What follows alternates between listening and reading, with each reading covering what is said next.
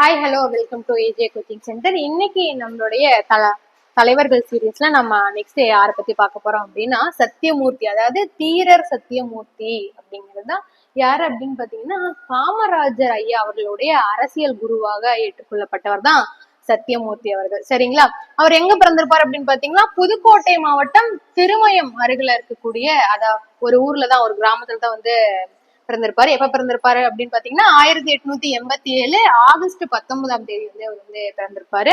அதே போல சென்னை கிறிஸ்துவ கல்லூரியில தன்னுடைய இளங்கலை பட்டத்தை முடிச்சுட்டு சட்டப்படிப்பு சென்னை சட்ட கல்லூரியில வந்து முடிச்சிருப்பாரு. சரிங்களா? நெக்ஸ்ட் என்ன அப்படின்னு பாத்தீங்கன்னா இவருடைய சிறப்பு என்ன அப்படின்னு பாத்தீங்கன்னா இவர் வந்து காலேஜ்ல இருக்கிறப்பவே நிறைய வந்து தேர்தல்கள், அதாவது ஸ்டூடெண்ட்கான எலெக்ஷன்ஸ் எல்லாம் வந்து நிறைய வந்து கலந்துட்டு வெற்றி பெற்று ஸ்டூடெண்ட்ஸ்க்காகவும் நிறைய வந்து செயலாற்றிருக்காரு. நல்ல விஷயங்கள் எல்லாமே வந்து செஞ்சிருக்காரு அந்த வகையில். அதே போல இணை நாடாளுமன்ற குழு, அதாவது எதுக்கு அப்படின்னு பாத்தீங்கன்னா மாண்டேகு செம்ஸ்போர்டு சட்ட திருத்தத்திற்கும் ரவுலட் சட்டத்திற்கும் எதிராக வாதிடுவதற்காக வந்து தமிழ்நாடு காங்கிரஸ், அதாவது இந்திய தேசிய காங்கிரஸ் என்ன பண்ணும் அப்படின்னா அதாவது சத்தியமூர்த்தி அவர்களை வந்து பிரதிநிதியா தேர்ந்தெடுத்து அங்க வாதிடுவதற்காக வந்து அனுப்பி வைப்பாங்க. சரிங்களா? இது வந்து ஒரு வரலாற்று சிறப்பு மிக்க செய்தி தான். என்ன அப்படின்னா தமிழ்நாட்டுல இருந்து ஒரு பிரதிநிதியை வந்து இந்திய தேசிய காங்கிரஸ் மூலமா தேர்ந்தெடுத்து இங்கிலாந்துக்கு வந்து அனுப்புவாங்க. அதே போல அவர் இங்கிலாந்துல இருக்கிறப்போ தி இந்து அப்படின்னு ஒரு நாளிதழ் இருக்கு இல்லைங்களா, இப்ப கூட வந்துட்டு இருக்கு, தி ஹிந்து நியூஸ் பேப்பர்ல 10 நாள் வந்து லண்டன் செய்தியாளரா வந்து பணியாற்றிருப்பாரு நம்மளுடைய தீரன் சத்தியமூர்த்தி அவர்கள். சரிங்களா? அதே போல 1936 சென்னை மாகாண காங்கிரஸ் கமிட்டியினுடைய தலைவராகவும் இருந்திருப்பாரு. அதனுடைய செயலாளரா வந்து காமராஜர் அவர்களுக்கு வந்து பொறுப்பை வந்து கொடுத்திருப்பாங்க. அதுக்கப்புறம் 1939 சென்னை மாநகர மேயரா வந்து அவர் வந்து இருந்திருப்பாரு. நெக்ஸ்ட் என்ன அப்படின்னு பாத்தீங்கன்னா சென்னை வந்து இவர் வந்து மாநகராட்சி மேயரா வந்து இருந்தப்போ சென்னையில கடும் பஞ்சம் வந்து ஏற்படும். அதற்காக திருவள்ளூர் மாவட்டத்துல வந்து ஒரு நீர் தேக்கத்தை வந்து ஏற்படுத்தணும் அப்படிங்கிற விஷயங்கள் எல்லாமே வந்து இவர் வந்து செஞ்சிருப்பாரு. அது பேர் வந்து பூண்டி நீர் தேக்கம் அப்படின்னு சொல்லுவாங்க. ஆனா வந்து அன்பார்ச்சுனேட்லி என்ன இருக்கும் அப்படின்னா அந்த நீர் தேக்கத்தினுடைய வேலைப்பாடுகள் எல்லாமே, கட்டிட வேலைப்பாடுகள் எல்லாமே முடியறதுக்குள்ளேயே வந்து சத்தியமூர்த்தி அவர்கள் வந்து இறந்து போயிருப்பாரு. சரிங்களா? அதுக்கப்புறம் அதாவது இந்த பூண்டி நீர்த்தேக்கம் வந்து யாருடைய உதவியின் பேரில் வந்து இவர் வந்து ஏற்படுத்தியிருப்பாரு, அதாவது கட்டமைக்கு வந்து வழிவகுத்திருப்பாரு அப்படின்னு பாத்தீங்கன்னா ஆர்தர் ஹோப் அப்படிங்கிற ஒரு ஆங்கிலேய அறிஞருடைய வழிகாட்டு என்பதுதான். சரிங்களா? அதுக்கப்புறம் 1942 தனிநபர் சத்தியாகிரகத்தை வந்து மேற்கொள்றாரு தமிழ்நாட்டுல. நம்ம இதுக்கு முன்னாடி பார்த்திருப்போம்.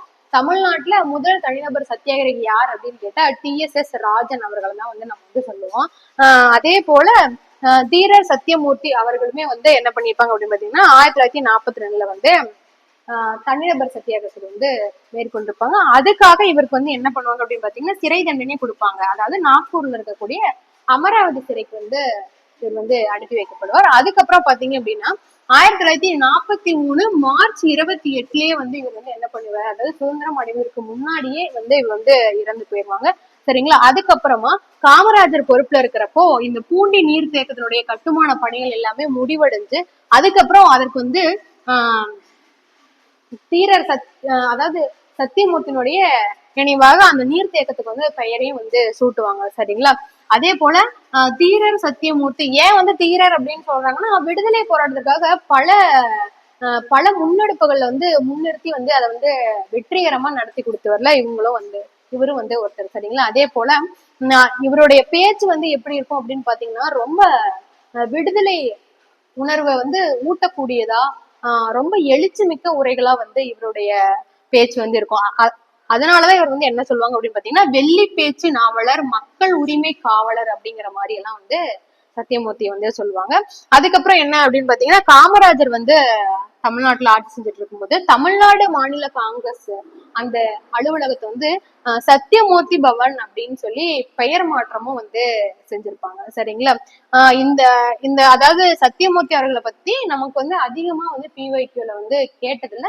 பட் இருந்தாலும் எக்ஸ்ட்ராவா இனி வரக்கூடிய காலங்கள்ல எக்ஸாம் பேட்டர்ன்ஸ் எல்லாமே மாறலாம். ஏன் கேட்டதே கேட்கணும் அப்படிங்கிற மாதிரியான விஷயங்கள் எல்லாமே இருக்கலாம். அதனால வந்து இதையுமே நீங்க வந்து கொஞ்சம் எக்ஸ்ட்ராவா மாப்போ சிவஞானம் அவர்களை பத்தி தான் வந்து பார்க்க போறோம். இதுல வந்து நமக்கு ஸ்கூல் புக்லயே வந்து நல்லா தெளிவா கொடுத்துருப்பாங்க. நீங்களும் டீப்பா வந்து படிச்சிருப்பீங்க.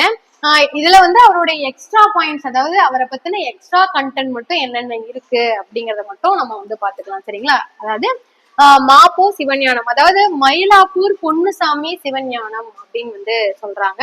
அதே போல இவர் வந்து சென்னை ஆயிரம் விளக்கு பகுதிகளில் இருக்கக்கூடிய சால்வன் குப்பத்துல 1906 ஜூன் 26 அப்ப வந்து இவர் வந்து பிறந்திருக்காரு. சரிங்களா? அதே போல சிலப்பதிகாரத்தின் மீது வந்து ஒரு தீராத பற்று வந்து வச்சிருந்து அதை வந்து சிலப்பதிகாரத்தையும் ஃபுல்லா வந்து ஆராய்ச்சி பண்ணி அதுல என்னென்ன கருத்துக்கள்லாம் இருக்கு, அதாவது குறிப்பா சொல்ல போனா என்ன அப்படின்னா அதாவது சிலப்பதிகாரத்தின் மீது அதிக ஈர்ப்பு கொண்டவரா வந்து இருந்திருக்காரு. சிலப்பதிகார மாநாடுகளை வந்து இவர் வந்து நடத்திருக்காரு. நிறைய சிலப்பதிகாரம் பற்றிய தகவல்களை எல்லாமே மக்களுக்கு வந்து தன்னுடைய இதழ்கள் மூலம் பரப்பியிருக்காரு. அதனால ராபி சேது பிள்ளை அவர்களால சிலம்பு செல்வர் அப்படின்னு புகழப்பட்டவர் தான் மாப்போ சிவஞானம் அவர்கள். சரிதான்? சரிங்களா? வந்து என்ன அப்படின்னு பாத்தீங்கன்னா, இந்த கொஸ்டின் வந்து உங்களுக்கு வந்து அடிக்கடி வந்து பிஒய்க்யூல வந்து கேட்டுட்டே இருக்கக்கூடிய கேள்விதான் வந்து இந்த சிலம்பு செல்வர் யாரு அப்படின்னு வந்து கொஸ்டின். சரிங்களா? அடுத்து என்ன அப்படின்னா, காங்கிரசினுடைய சிறந்த சொற்பொழிவாளராக இவர் வந்து இருப்பாரு. அதாவது காங்கிரஸ்க்கு வந்து எங்கெங்கெல்லாம் பொதுக்கூட்டங்கள் நடக்குதோ அங்கெல்லாம் போய் தன்னுடைய சிறப்பான சொற்பொழிவை வந்து இவர் வந்து ஆட்டிருக்காரு. சரிங்களா? அதே போல 1947 விடுதலைக்கு முன்னாடியே 2 நூல்களை வந்து எழுதியிருப்பாரு. அது என்ன அப்படின்னு பாத்தீங்கன்னா, தமிழருக்கு சுய நிர்ணயம், பிரிட்டிஷார் சுய நிர்ணய திட்டம் அப்படிங்கிற இந்த 2 நூல்களையும் அதாவது 1947 சுதந்திரத்துக்கு முன்னாடியே இந்த 2 நூல்களையும் அவர் வந்து எழுதியிருப்பாரு. அதே போல 1946 அவர் காங்கிரஸ்குள்ள இருக்கும் பொழுதே ஒரு இயக்கத்தை வந்து, அதாவது ஒரு கட்சியாக வந்து தொடங்கியிருப்பாரு. அதோட பேர் தான் பாத்தீங்க அப்படின்னா தமிழரசு கழகம் அப்படின்னு வந்து சொல்லுவாங்க. தமிழரசு கழகத்தை 1946 காங்கிரஸ்குள்ள இருந்துட்டே அவர் வந்து தொடங்கியிருப்பாரு. அதே போல 1954 வந்து காங்கிரஸ் விட்டு வந்து விலகி என்ன பண்ணுவார் அப்படின்னு பாத்தீங்கன்னா கம்யூனிஸ்ட் இயக்கம் சார்ந்து வந்து அவர் வந்து செயல்பட ஆரம்பிச்சிருவாரு. அதே போல தமிழ்நாடு பெயர் மாற்ற போராட்டத்துல முக்கிய பங்கு வகித்தவர் வந்து இவர் தான். அதாவது எல்லை போராட்டங்கள், வடக்கெல்லை போராட்டம், தெற்கெல்லை போராட்டம், அதே போல பெயர் மாற்ற போராட்டம், அதாவது சென்னை ஸ்டேட், மதராஸ் ஸ்டேட் அப்படின்னு இருக்கக்கூடிய பெயரை வந்து தமிழ்நாடு அப்படின்னு பெயர் மாற்றணும் அப்படிங்கிறதுக்காக நிறைய போராட்டங்களை வந்து இவர் வந்து நடத்திருக்காரு. சரிங்களா? அதே போல வடக்கிளை போராட்டம் அப்படின்னு, அதாவது வடக்கிளை போராட்டம் என்ன அப்படின்னு பாத்தீங்கன்னா, ஆந்திரா கிட்ட இருந்து திருத்தணியை வந்து வாங்கி வந்து தந்ததுல இவர் வந்து சிறப்பா வந்து செயலாற்றிருப்பாரு. நம்ம வந்து இது வந்து பாத்திருப்போம், ஸ்கூல் புக்லயே வந்து இது வந்து நம்ம வந்து பாத்திருப்போம். என்ன அப்படின்னு பாத்தீங்கன்னா, ஃபர்ஸ்ட் அவர் வந்து தெற்கெல்லை போராட்டத்துல வந்து மார்ஷல் நேசமணியோட இணைந்து வந்து கேரளாவில இருந்து சில பகுதிகளை நமக்கு வந்து வாங்கி கொடுத்திருப்பாரு. அதே போல வடக்கெல்லை போராட்டத்திலயும் வந்து ஆந்திராவில இருந்து திருத்தணியை வந்து நமக்கு வந்து வாங்கி கொடுத்திருப்பாரு. சரிங்களா?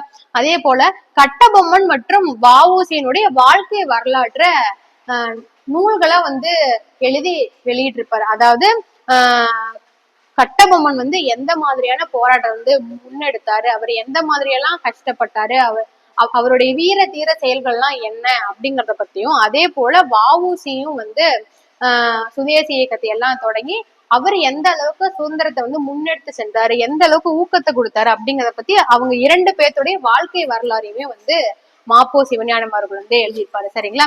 அதே போல டோட்டலா வந்து ஒரு 142 நூல் வந்து எழுதியிருப்பாரு. சரிங்களா? அதுல ஒரு 60 நூல் வந்து அரசியல் சார்ந்த நூல்களாவே இருந்திருக்கு. மொத்தம் 142 நூல், அதுல 60 நூல்கள் வந்து அரசியல் சார்ந்த நூல்கள். சரிங்களா? அதே போல 1966 வந்து வள்ளலார் கண்ட ஒருமைப்பாடு அப்படிங்கிற நூலுக்காக சாகித்ய அகாடமி விருதை வந்து வென்றவர் தான் மாப்போசி அவர்கள். இது வந்து நம்ம வந்து ஸ்கூல் புக்லயே படிச்சிருப்போம். நம்ம வந்து பிஒய்க்யூலயும் வந்து கேட்டிருப்பாங்க, பொருத்துக்களை கேட்டிருப்பாங்க, இணைகள்ல வந்து கேட்டிருப்பாங்க. இதையும் வந்து நீங்க வந்து நல்லாவே பாத்துக்கோங்க. அதே போல எனது போராட்டம் அப்படிங்கிற ஒரு தன் வரலாற்று நூலையும் வந்து தன்னுடைய வாழ்க்கை வரலாற்றையே என் போராட்டம், அதாவது எனது போராட்டம், என் போராட்டம் யாருடைய வாழ்க்கை வரலாற்று நூல் அப்படின்னு கமெண்ட்ஸ்ல வந்து நீங்க சொல்லுங்க. சரிங்களா? எனது போராட்டம் அப்படிங்கிற ஒரு வாழ்க்கை வரலாற்று நூல், அதாவது அவருடைய வாழ்க்கை வரலாற்று நூலையே வந்து அவர் வந்து எழுதியிருப்பார். அதான் பாத்தீங்கன்னா தன் வரலாற்று நூல் வந்து எனது போராட்டம். அதே போல இதழ்கள் வந்து 2 இதழ்கள் வந்து ஆரம்பிச்சிருப்பாரு. என்ன அப்படின்னு பாத்தீங்கன்னா செங்கோல் மற்றும் தமிழரசு அப்படிங்கிற 2 இதழ்களை வந்து அவர் வந்து ஆரம்பிச்சு நிறைய சமூக கருத்துக்கள், சீர்திருத்த கருத்துக்கள், அரசியல் சார்ந்த கருத்துக்களை வந்து அதுல வந்து சொல்லியிருப்பாரு. அதே போல தமிழக மேலவை தலைவரா வந்து இருந்தாரு. அதாவது எம்ஜிஆர் பீரியட்ல வந்து 1986ல சட்ட மேலவை வந்து தமிழ்நாட்டுல இருந்து வந்து நீக்கி இருப்பாங்க. அதனுடைய கடைசி தலைவராக யார் வந்து இருந்திருப்பாங்க அப்படின்னு பாத்தீங்கன்னா மாப்போ சிவஞானம் அவர்கள் தான் வந்து இருந்திருப்பாங்க. சரிங்களா? அதே போல 2006ல அவருடைய நூல்கள் எல்லாமே நாட்டுடைமையாக்கப்பட்டு, அதாவது இந்த 142 நூல்களுமே வந்து நாட்டுடைமையாக்கப்பட்டு அவருக்கு அஞ்சல் தலையும் மத்திய அரசு வந்து வெளியிட்டு இருக்கோம். சரிங்களா? அது வந்து நமக்கு வந்து தெரியும், அவர் வந்து வடக்கெல்லை போராட்டம், தெற்கெல்லை போராட்டம் எல்லாம் வந்து இருந்தாரு. அதே போல மாநில மாகாண எல்லை சீரமைப்பு குழுக்கள் கிட்ட எல்லாம் நிறைய பரிந்துரைகள் எல்லாமே அவர் வந்து வச்சிருக்காரு. அவருடைய முன்முயற்சியினாலதான் இப்ப வந்து தமிழ்நாட்டில் இருக்கக்கூடிய எல்லைகள் எல்லாமே முழுமையடைந்திருக்கு அப்படிங்கிறது எல்லாமே நமக்கு வந்து தெரியும். அதே போல இந்திய சுதந்திர வரலாற்றை வந்து 2 பாகங்களாக தன்னுடைய நூல்களாக வெளியிட்டு, அதாவது 2 பார்ட்டா நூலா வெளியிட்டு விலைக்கும் வந்து சொல்லியிருப்பாரு. சரிங்களா? இதுல வந்து இம்பார்ட்டன்ட் பாயிண்ட் என்ன அப்படின்னா, நம்மளுக்கு மாப்போசி அப்படின்னு மட்டும் தான் தெரியும். அதுல வந்து அதோட வந்து விரிவாக்கம் வந்து மயிலாப்பூர் பொன்னுசாமி சிவஞானம் அப்படிங்கிறது தான். அவர் எங்க பிறந்தார் அப்படின்னா நம்ம வந்து ஸ்கூல் புக்லயே நல்லா வந்து டீட்டெயிலா வந்து படிச்சிருப்போம். அதே போல சிலம்பு செல்வர் அப்படிங்கிற பேரை வந்து யார் தந்திருப்பாங்க அப்படின்னு பாத்தீங்கன்னா ராபி சேது பிள்ளை அவர்கள் தான் வந்து தந்திருப்பாங்க.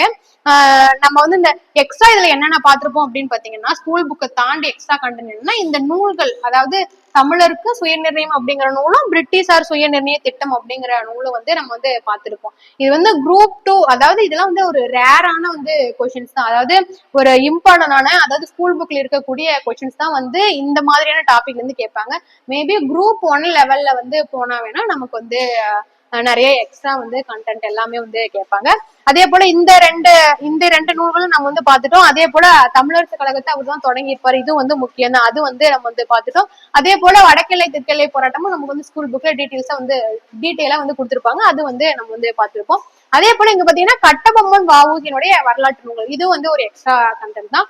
அதே போல இன்னொன்னு என்ன அப்படின்னா எனது போராட்டம், இது வந்து அடிக்கடி வந்து பிஒய்க்யூல வந்து கேட்கக்கூடிய கேள்விதான். எனது போராட்டம், என் போராட்டம், என் சரிதம், இந்த மாதிரி எல்லாம் யாரு அப்படின்னு சொல்லி இப்ப வந்து திருக்குறளுக்கு வந்து திருக்குறள் ஆராய்ச்சி பண்ணி நிறைய பேர் வந்து நூல்கள் வந்து எழுதியிருப்பாங்க. அதே போல இதே மாடல்ல இருக்கும் எனது போராட்டம், என் சரிதம், அந்த மாதிரியான நூல்கள் எல்லாமே கொடுத்து நமக்கு மேட்ச்லயோ சரியான இணை தவறான இணையிலையோ அந்த மாதிரி வந்து நமக்கு வந்து கேட்கலாம். அதே போல இதழ்களும் வந்து நம்ம வந்து பார்த்திருப்போம்.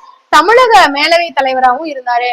1986ல வந்து எம்ஜிஆர் பீரியட் வந்து கழிச்சிருப்பாங்க, அது வந்து நம்ம வந்து பார்த்துட்டோம். சுப்பிரமணிய சிவா அவர்களை பற்றி தான் வந்து பார்க்க போறேன். இவருடைய காலம் என்னன்னா 1884ல இருந்து 1925 வரைக்கும். சரிங்களா?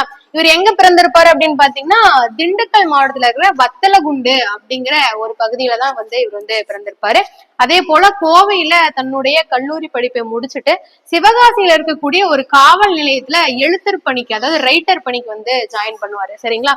அங்க இருந்து தன்னுடைய அதாவது சுதந்திர போராட்டத்தின் மூலயமா வந்து அவர் என்ன பண்ணுவாரு அப்படின்னா விழிப்புணர்வு அடைஞ்சு என்ன பண்ணுவாருன்னா சுதந்திரத்துக்காக போராடுறதுக்காக தன்னுடைய எழுத்தர் பணி, அதாவது ரைட்டர் போஸ்டிங்க ரிசைன் பண்ணிட்டு வந்து வ.உ.சியோட வந்து இணைஞ்சு வந்து போராட்டத்துல வந்து ஈடுபடுவார். என்ன அப்படின்னு பாத்தீங்கன்னா வ.உ.சியுடன் இணைந்து 1908 போராட்டம், அதாவது நம்ம வந்து படிச்சிருப்போம் கோரல் மில் போராட்டம் அப்படின்னு சொல்லி. கோரல் மில் போராட்டம் வந்து 1908 to 9 வரைக்கும் வந்து நடக்கும். சரிங்களா? இந்த போராட்டத்துல வந்து இணைஞ்சு, அதாவது வ.உ.சியோட வந்து இணைஞ்சு வந்து போராடி இருப்பாரு. அதற்காக இவருக்கு வந்து என்ன பண்ணுவாங்க அப்படின்னா 10 ஆண்டுகள் வந்து சிறை கொடுத்துருவாங்க. வ.உ.சிக்கு வந்து 40 ஆண்டுகள் சிறையும், இது வந்து ஒரு பிஒய்க்கு கொஸ்டின், நல்லா வந்து கவனிச்சுக்கோங்க. வ.உ.சிக்கு வந்து 40 ஆண்டுகள் சிறை தண்டனையும், அதாவது இரட்டை ஆயுள் தண்டனையும், சுப்பிரமணிய சிவா அவர்களுக்கு வந்து 10 ஆண்டுகள் வந்து சிறையும் வந்து சொல்லுவாங்க. சரிங்களா? அப்ப என்ன ஆகும் அப்படின்னா அவர் வந்து இவங்க 2 பேத்துக்குமே ஆதரவா வந்து பாரதி வந்து சாட்சி சொல்ல வருவாரு நீதிமன்றத்துக்கு. இவங்க 2 பேத்துக்கும் ஆதரவாக பாரதி அவர்கள் வந்து சாட்சி சொல்ல நீதிமன்றத்துக்கு வருவாரு. அதே போல இவரோட வாதமும் வந்து இந்த கேஸ்ல வந்து ரொம்ப அதிகமா வந்து பேசப்பட்டிருக்கும். என்ன அப்படின்னு பாத்தீங்கன்னா நியாயத்தை விரும்பும் ஒவ்வொரு மனிதனும் கெடுதலை அறவே ஒழித்து அதனிடத்தில் நன்மையை நிலைநாட்ட உழைப்பான் அப்படின்னு சொல்லி தன்னோட வாதத்தை முன்வைப்பாரு. எங்க இந்த கேஸ் வந்து நடக்கும் அப்படின்னு பாத்தீங்கன்னா திருநெல்வேலி செஷன்ஸ் கோர்ட்ல தான் வந்து இந்த கேஸ் வந்து நடக்கும். அப்ப வந்து என்ன சொல்லுவாரு அப்படின்னா நியாயத்தை விரும்பும் ஒவ்வொரு மனிதனும் கெடுதலை அறவே ஒழித்து அதனிடத்தில் நன்மையை நிலைநாட்ட உழைப்பான் அப்படின்னு சொல்லுவாங்க. இந்த ஸ்பீச்சை கேட்டு அவர் பக்கம் இருக்கக்கூடிய நியாயங்களை கேட்டுட்டு என்ன பண்ணுவாங்க அப்படின்னு பாத்தீங்கன்னா, அந்த 10 ஆண்டு சிறை தண்டனைய 6 ஆண்டுகளா வந்து திருநெல்வேலி நீதிமன்றம் வந்து குறைக்கும். சரிங்களா? அதுக்கப்புறம் என்ன பண்ணுவாங்க அப்படின்னு பாத்தீங்கன்னா, அந்த சிறையில் வந்து இருக்கும் பொழுதே வந்து கடுமையான இன்னல்களுக்கு அதாவது ஆங்கிலேயர்கள் வந்து கடுமையான தொல்லைகள் எல்லாம் கொடுத்து இன்னல்கள் எல்லாம் கொடுத்து அவருக்கு என்ன பண்ணிருப்பாங்க அப்படின்னு பாத்தீங்கன்னா, கடைசியில அவருக்கு வந்து தொழுநோயே வந்து வந்திருக்கும். அந்த தொழுநோயால பாதிக்கப்பட்டுதான் கடைசியில வந்து அவர் வந்து இறப்பாரு. அப்புறம் இன்னொன்னு பாத்தீங்க அப்படின்னு வச்சுக்கோங்களேன், அதாவது அரவிந்த் கோஷ் வந்து இருக்காரு இல்லைங்களா, அரவிந்த் கோஷோடைய வந்தே மாதரம் அப்படின்னு சொல்லிட்டு வந்தே மாதரம் அப்படின்னு ஒரு இதுல வந்து அரவிந்த் கோஷ் வந்து ஆரம்பிப்பாரு. அதுலயும் இவர் வந்து முக்கிய பங்கு வகிப்பாரு. அதே போல இந்த அரவிந்த் கோஷ் அவர்களுடைய வந்தே மாதரம் இதழ்லதான் வந்து இந்த போராட்டம், அதாவது கோரல் மில் போராட்டம் 1908 நடந்த கோரல் மில் போராட்டத்தை பத்தி அதிகமான புகழுரைகள் எல்லாமே வந்து இந்த வந்தே மாதரம் இதெல்லாம் வந்திருக்கு. என்ன அப்படின்னா, எளிய மக்களுக்கும் அதாவது பொதுமக்களுக்கும் அதிகார வர்க்கத்திற்கும் ஒரு இணைப்பை வந்து இது வந்து உருவாக்கியிருக்கு அப்படிங்கிற மாதிரியான விஷயங்கள் எல்லாமே வந்து இதுல இந்த நியூஸ் பேப்பர்ல வந்து எழுதியிருப்பாங்க. சரிங்களா? அதுக்கப்புறம் இந்த போராட்டத்திற்கே வந்து அதாவது இந்த கோரல் மில் போராட்டத்திற்கே யார் வந்து தலைமை தாங்கியிருப்பாங்க அப்படின்னு பாத்தீங்க அப்படின்னா, சுப்பிரமணிய சிவா அவர்கள் தான் வந்து தலைமை தாங்கியிருப்பாரு. சரிங்களா? என்ன அப்படின்னா, அந்த கடற்கரையோரம் ஒரு ஸ்பீச் எல்லாம் கூட ஏற்பாடு பண்ணுவாங்க. அதை மீறி வந்து அதாவது ஆங்கில அரசாங்கம் தடை விதிச்சிருக்கும். அதையும் மீறி வந்து இவங்க அந்த பொதுக்கூட்டத்துக்கு ஏற்பாடு செஞ்சதுக்காக பயங்கரமான தடியடிக்கெல்லாம் உள்ளாக்கப்பட்டு இவங்க வந்து சிறை வச்சிருப்பாங்க. சரிங்களா? அதே போல இதுக்கப்புறம் என்ன பண்ணுவாங்க, அதாவது இவரும் வந்து ஒரு தீவிர தேசியவாதி தான். அதாவது தீவிர தேசியவாதிகளின் புகலிடமாக எது வந்து இருந்துச்சு அப்படின்னு பாத்தீங்கன்னா, பாண்டிச்சேரி, பிரெஞ்சுக்காரர்களுடைய கட்டுப்பாட்டுல இருந்து பாண்டிச்சேரி. இவருமே வந்து என்ன பண்ணுவார் அப்படின்னா, பாண்டிச்சேரியில போய் கொஞ்ச நாள் இருந்து தன்னுடைய இதழ் பணிகள் எல்லாத்தையுமே வந்து ஸ்டார்ட் பண்ணுவார். நூல்கள் எழுதுறது, இதழ்கள் மூலியமா தன்னுடைய தேசப்பற்றுக்கான அந்த கருத்துக்களை வெளிப்படுத்துறது, அந்த மாதிரியான விஷயங்கள் எல்லாமே பண்ணுவாரு. அப்ப பாத்தீங்க அப்படின்னா, இவர் எந்தெந்த இதழ்கள் வந்து தோற்றுவித்திருப்பாரு அப்படின்னு பாத்தீங்கன்னா, ஞானபானு, பிரபஞ்சமித்ரன், இந்திய தேசாந்திரி அப்படிங்கிற 3 இதழ்களை வந்து இவர் வந்து நடத்திட்டு வந்திருப்பாரு. சரிங்களா? அதுக்கப்புறம் 2 நூல்கள் எழுதியிருப்பாரு. என்னென்ன நூல்கள் அப்படின்னு பாத்தீங்கன்னா, சச்சிதானந்த சிவம், ஞானரதம். அதாவது ஞானரதம் அப்படிங்கிற நூல் வந்து பாரதியுமே வந்து எழுதியிருப்பாரு. ஒரு உரைநடை நூல். இதுல வந்து நீங்க வந்து கன்ஃபியூஸ் ஆகக்கூடாது. இவருக்கும் வந்து ஞானரதம் வரும், பாரதிக்கும் வந்து ஞானரதம் வரும். அதே போல நாடகங்கள், என்னென்ன நாடகங்கள் வந்து எழுதி அவரே வந்து நடிச்சும் கூட இருப்பாரு. சரிங்களா? என்னென்ன நாடகம் அப்படின்னு பாத்தீங்கன்னா, சிவாஜி, தேசிங்கு ராஜா, இந்த 2 நாடகமும் வந்து இவர் வந்து எழுதி இவரே வந்து இயக்கி நடிச்சிருப்பாரு. அதுக்கப்புறம் இவருடைய புனை பெயர் என்னவா இருக்கும், நாடகங்கள்லயும் சரி இதழ் துறைகள்லயும் பத்திரிகை துறைகள்லயும் தன்னை என்னவா வந்து வெளிப்படுத்திப்பாரு அப்படின்னு பாத்தீங்கன்னா, சுதந்திரானந்தா மற்றும் நாரதர், இந்த 2 புனை பெயர்களையும் வந்து வச்சுதான் அவர் வந்து இதழ்கள்ல வந்து தன்னுடைய பணியை வந்து ஆற்றினாரு. அதுக்கப்புறம் நம்ம எப்படி வந்து வாவேசு ஐயருக்கு வந்து பாரதி ஆசிரமம் வந்து அதாவது பாரத்வாஜ ஆசிரமம் வந்து எங்க இருந்துச்சு, சேரன் மாதேவில இருந்துச்சு அப்படின்னு பார்த்தோமோ, அதே போல தர்மபுரியில அதாவது பாப்பாரப்பட்டி அப்படிங்கிற, இப்ப வந்து பாப்பிரெட்டிப்பட்டின்னு சொல்றாங்க, பாப்பாரப்பட்டி. அதுல வந்து சும்மா ஒரு சின்ன கான்ட்ரவர்சி இருக்கும், அது ஒண்ணும் பிரச்சனை இல்லை. அதுக்கு அங்க என்ன பண்ணிருப்பாங்க அப்படின்னு பாத்தீங்கன்னா, பாரதி ஆசிரமம் அப்படின்னு சொல்லிட்டு ஒண்ணு துவக்கி இருப்பாங்க.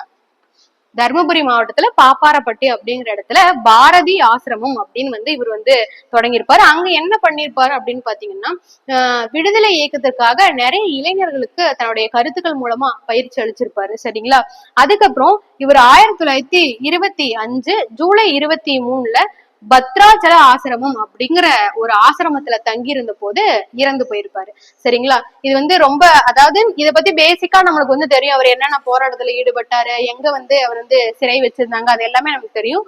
ஆனா அவருடைய இதழ்கள், நூல்கள், நாடகங்கள் எல்லாத்தையுமே வந்து நீங்க நல்லா வந்து நோட் பண்ணி படிச்சுக்கோங்க. இந்த பாரதி ஆசிரமம் எல்லாம் வந்து ரொம்ப முக்கியம். ஏன்னா இது வந்து ஒரு PYQ கூட.